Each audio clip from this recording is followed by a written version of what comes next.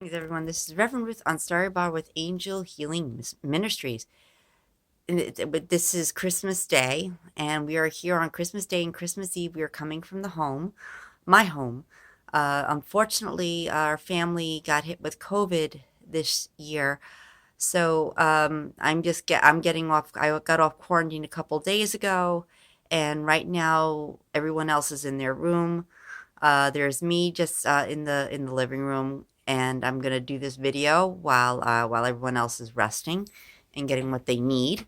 And I wanted, we were gonna talk about a lot of interesting stuff. We were gonna do a whole family video, and then when Mom started not feeling well, she said, "Go ahead, do it, and maybe we'll see another video from her in the future. We'll do something with her." In the meantime, though, my friends, keep her in your prayers. It's very important for our family. Thanks. And this is Reverend Ruth on Starry Bob with Angel Healing Ministries. And our mission statement is our mission is to guide you on your path to find God while we support you with love and light and show you how important truth and faith are on your path back to God and show you how important truth and faith are on your path back to God. And as you know, we all know the Christmas story and Christmas Day, and I wish you all a Merry Christmas, my friends, and a joyous New Year coming up in 2023. But I want to talk a little bit about the meaning of the Christmas story. A meaning when I looked into the daily word that I saw. The Christmas story is a special story, my friends. And I know it's not all about Christmas.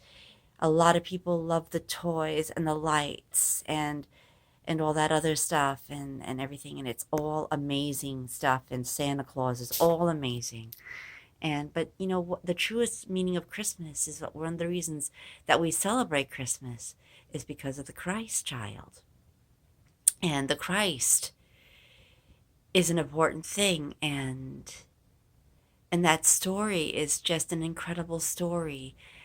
Have you come to think about it, my friends, that Mary and Joseph were not exactly rich, but they were just regular people. He was a carpenter from Galilee, and and she was just an ordinary woman that ordinary woman that loved her family, and she had a very caring heart, and it's interesting how that story unfolded. Has anyone ever wondered what Mary might have been thinking when the angel of God came to her and said to her that God has placed favor upon you, that you will bear a son as a gift from God?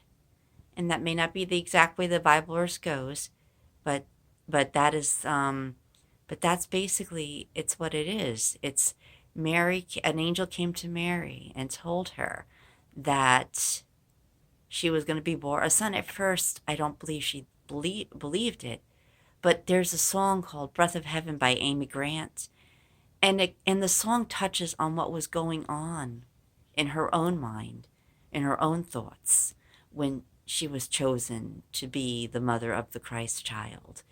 And there's a couple verses in the song where it says, "Do you ever wonder if a wiser one should have had my place?"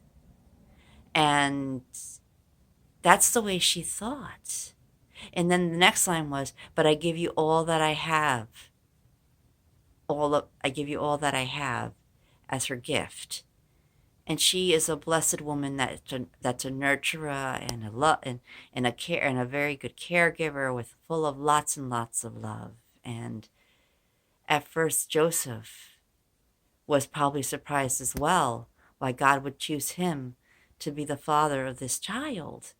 And it's interesting how it all was, they started completely as not rich, but ordinary people just making a living. And that it was a donkey that took them to Bethlehem, that as he walked alongside of his wife, that she rode the donkey in. And it's like, it's how God creates these miracles and chooses certain people and gives favor to certain people for other reasons and other purposes, my friends. that when life gives you when you are chosen for something special, that it may blow your mind, my friends, that God has chosen everybody. When you look back at the Bible, not everybody is rich, not everybody's a king or a queen. They're a mixture of different types of people, from shepherds to regular people to, just so many different people that God chose to be prophets in the Bible. And not everybody is rich, because it's not all about being rich. It's about where the heart is, where the faith is, where the hope is. And when Jesus came to us through Mother Mary, Jesus, the birth of the baby Jesus in Bethlehem, gave us hope. And yet they did not stay in a palace, but in a stable full of hay. And his cradle was a trough.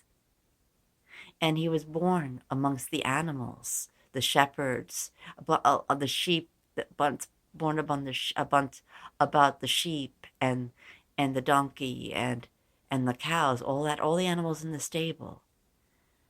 And that there was no room at the inn, and the only place they went was a stable. God surely had a plan, a special plan for this birth of Jesus. And it just says that the hope and faith that Jesus gave to us and made our faith even stronger, that no matter where you are in your life, in your world, that hope can arise from any place, can grow from anywhere, my friends. You don't have to be rich to have hope.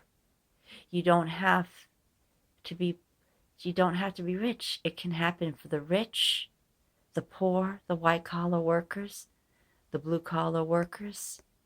It can happen to anyone. It's just a matter of who God plays favor or chooses for certain things in life. God gives us all favor that's born within us when we come to the earth.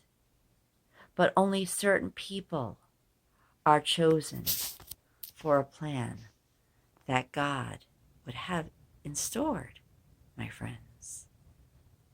So you don't have to be a king or a queen or a rich person to have a miracle or have hope, because hope can come from anywhere.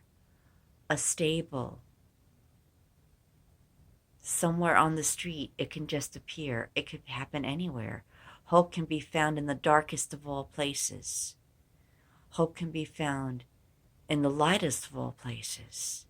It's just a matter of where the hope and the faith will be grown stronger and grow in the miracles and the chosen ones for that, my friends. So you could have a miracle coming your way, just like the miracle of the Christ child. When Christ was born, we were given a new hope. It strengthened our faith, made it stronger, and it brought the people together.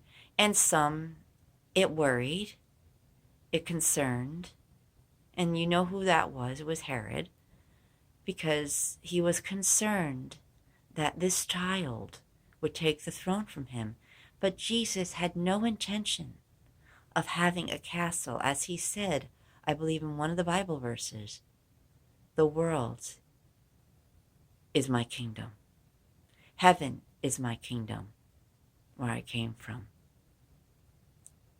He believed in none of that. It's just a matter of how some people took it. People felt threatened by the presence of the Christ as he grew and got older. Herod especially was worried when the baby was born. He even, if you know the story, he even tried to send people out to kill the baby. But because Jesus had favor and was meant to be born, the wise men were sent in another direction, away from Herod and his men, so the baby Jesus could be born.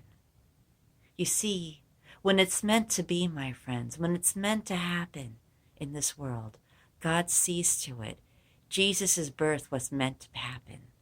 That's why it all went as it did. The life, though ahead, was a different one, a different journey for Christ himself to take. So, my friends, take that Christmas story and see how it affects your life today. Look at it and see the power of it that it gives to you, my friends. See how it strengthens your faith and touches your heart. And remember, my friends, that baby Jesus was an important part of our Christmas. Thanks. And Christmas is not only about Jesus as well. It's a big part of it. But it's also about the people that are out there across the ocean fighting for our freedom, keeping us safe, protecting us.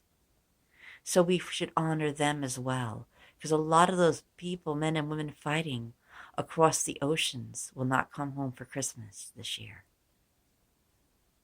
So let's keep them and their family in prayer as well, my friends, because they're doing a wonderful thing, keeping us free, keeping us safe. So let's honor and remember them, not only at Christmas, but throughout the years. Thanks. And I want to show you, my friends, with Christmas, it is a special time of year for our family. We don't go all out, but we have a little bit of Christmas. Years ago, we used to have a large tree, but now we have this tree, which means so much more to us, my friends, if you can see it. And behind there, you may see the major scene in the window. I don't know if you can see the tree, but I'm trying to bring the tree into perspective. So, I do not know where it is, but I'm trying to show you it. There it is. So, see, that is our tree, our angel on top of the tree, my friends. And over here is our major display. If you look, you see everything there. And there's a little light, but I didn't want to turn it on because it's very bright. But our family celebrates Christmas in a special other way. We had the tendency to watch Hallmark movies as well. And we have some decorations. If you could see the wreath up here. I don't know if you can, but there's a wreath up here. I won't show you too much though. But my friends, as you can see, let's go back to the Christmas story. And I want to introduce you. Well, he's sleeping right now. But there's my little boy over here. My baby boy, Saline, who's sleeping right now. So, my friends, you see, Christmas is a special time of year.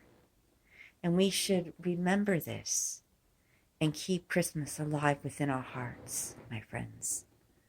So, as you move forward through the holiday season, and if you're seeing this now, I hope your Christmas has been a wonderful one.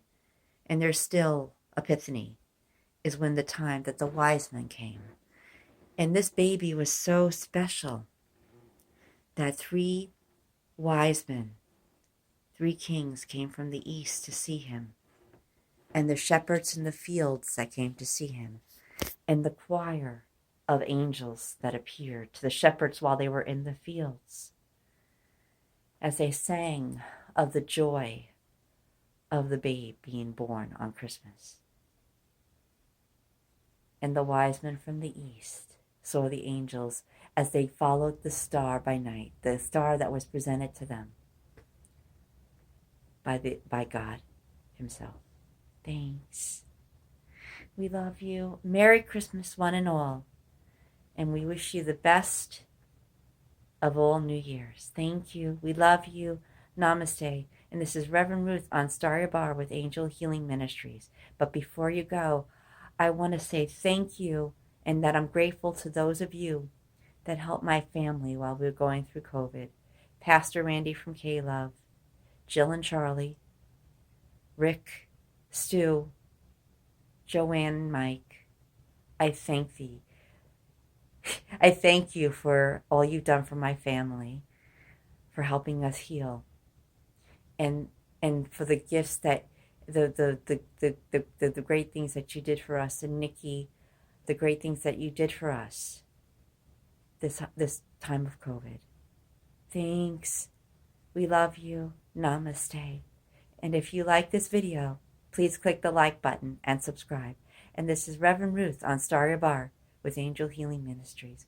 We love you. Namaste. Thanks. Merry Christmas and Happy New Year.